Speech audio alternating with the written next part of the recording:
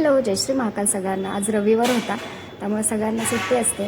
तर आज मला इतका उशीर झालेला कारण मला कपडे खूप धुवायचे होते त्यामुळं, आणि केस ओलेच होते त्यामुळे मग मी गाडीवर थोडेसे सुकवून घेतले. त्यांनी मला हडपसरपर्यंत सोडलं आणि तिथून बस घेऊन मी गेले स्टोअरला आणि दिवस संपून संध्याकाळी निघाले.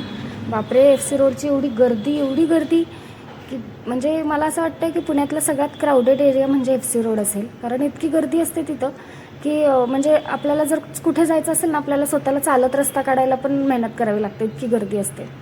आणि गाड्यांचा तर मग विषयच नाही, शनिवार रविवार फुल पॅक असतो FC रोड. तर अशी गर्दी बघत निघालो आम्ही तिथून FC रोडवरून.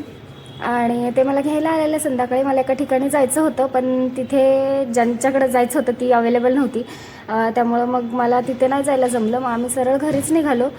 संध्याकाळी मग टिळक रोड वगैरे थोडा मोकळा लागला आणि आज प्लॅन होता बिर्याणी बनवायचा, बिर्याणी किंवा चिकन पुलाव.